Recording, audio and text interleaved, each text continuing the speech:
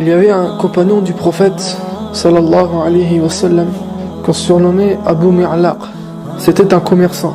Il commerçait avec son argent et l'argent des autres. Il était connu comme étant un homme pieux et un grand adorateur.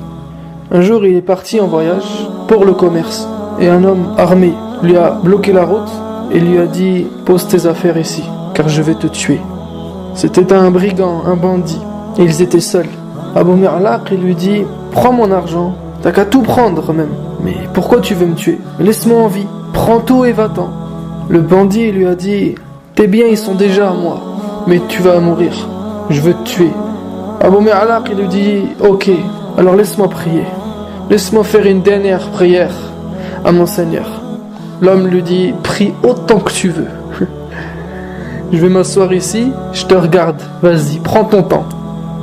Abu Mi'laq a fait les ablutions, s'est dirigé vers le Qibla, a dirigé son cœur vers Allah et a dit « Allahu Akbar ». Allah est plus grand que toute chose, il domine tout. Il est entré en prière et il a prié en tout 4 rak'at.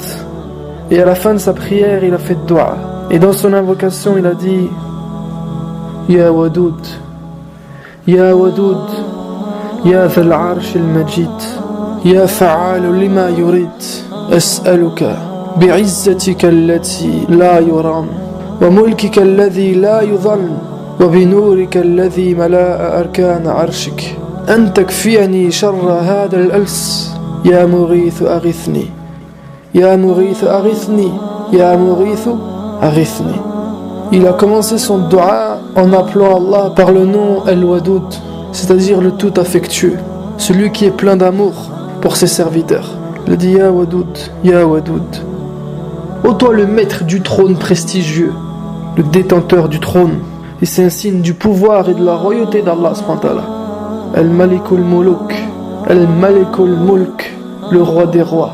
Ô toi qui fais ce que tu veux, je te demande, je te supplie, par ta supériorité que personne ne peut défier. Tu es tellement supérieur à ta créature qu'elle ne peut se dresser contre toi. Et par ton royaume, où l'injustice ne peut être commise. Allah Akbar. Ya Allah, l'univers entier est à toi, c'est ton royaume. Et tu es le juste, et tu n'acceptes dans ton royaume que ce qui est juste. Et moi je suis face à une injustice, Ya Allah. Je n'ai fait de mal à personne. Et voilà un homme que je ne connais pas, qui m'agresse, et qui en plus de me voler mon argent, il veut me tuer. Ça c'est un dhulm, Ya Allah. Et tu n'acceptes dans ton royaume aucune injustice. Et je te demande par ta lumière, qui a rempli les recoins de ton trône, charge-toi pour moi du mal de ce brigand. Ya Allah, moi je suis faible, je ne peux pas me défendre, il est armé et je ne suis pas. Tu es ma seule arme, charge-toi de lui pour moi. Ya Mourith, ô Sauveur, sauve-moi. Ô Sauveur, sauve-moi. Ô Sauveur, sauve-moi. Il l'a répété 3 fois. Et ensuite il a recommencé sa dua. Il l'a répété 3 fois de suite. Et à la fin de sa dua, lui et le brigand ont entendu un bruit d'un cheval qui arrivait au galop. Ils ont tourné la tête, ils ont vu un cavalier arriver au loin. Un cavalier qui tenait une lance. Il a lancé cette lance qui a transpercé le voleur et il est tombé mort au sol. Abu Mi'laq a levé la tête et lui dit « Qui es-tu ? Allah m'a sauvé grâce à toi. » Il ne l'a pas remercié de l'avoir sauvé. Non. Sa première réaction quand l'homme l'a agressé, ce n'était pas de vouloir se défendre par lui-même, mais il a recherché protection auprès d'Allah. Parce qu'on répète dans chacune de notre prière « Iyyaka na'budu wa iyyaka nasta'in » Tu es le seul qu'on adore. Tu es le seul dont on demande le secours. Quand lui est arrivée cette situation, un homme qui veut le tuer, il s'est dirigé vers Allah.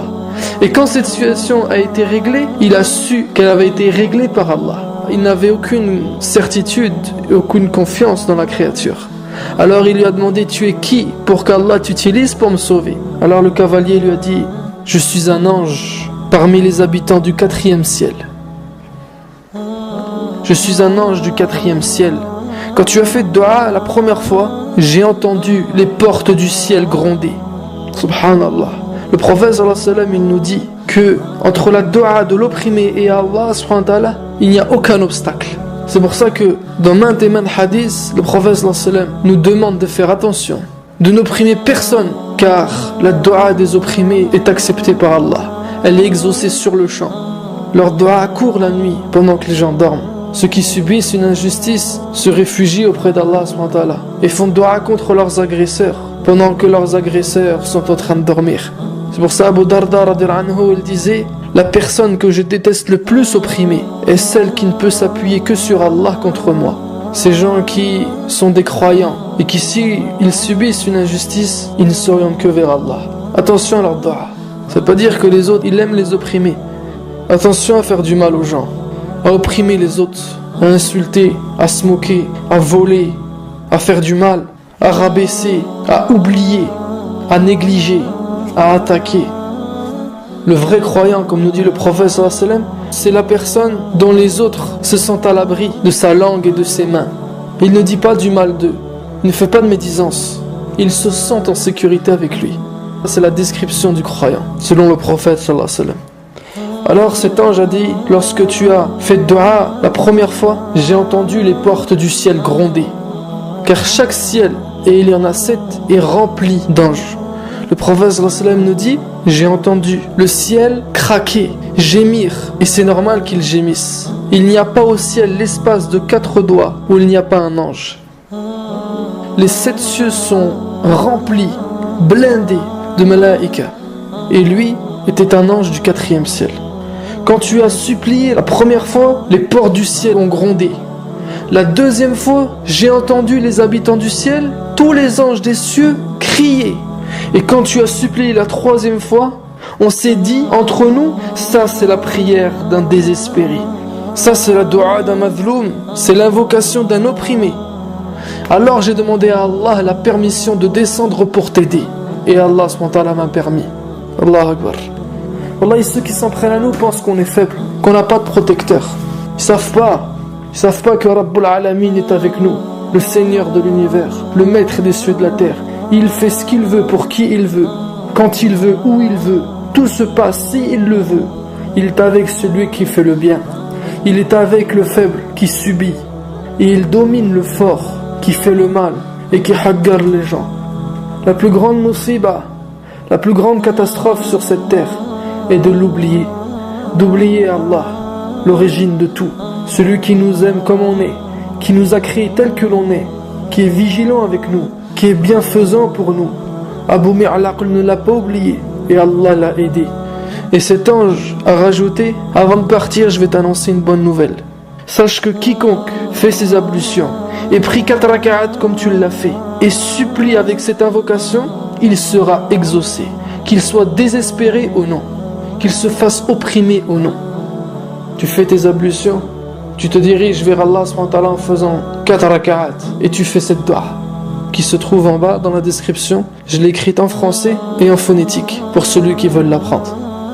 Je t'invite fortement à t'abonner à la chaîne. 3 fois par semaine, je publie une histoire de la sorte ou un rappel qui te profitera si tu es croyant. Abonne-toi pour être mis au courant. Et tu trouveras dans le i comme info, en haut à droite de cette vidéo, un lien pour t'inscrire à la lettre que j'écris et que j'envoie à tous ceux qui se sont inscrits le dimanche matin à 7h. Je te l'envoie directement dans ta boîte mail. Alors inscris-toi avant dimanche pour la recevoir. Qu'Allah nous facilite à devenir meilleurs, nous préserve dans son dîn, nous donne la bonne compréhension et la motivation. Et on se dit à lundi où on parlera des conseils pour se concentrer dans notre prière. Et j'aurai même une surprise pour vous, Inch'Allah.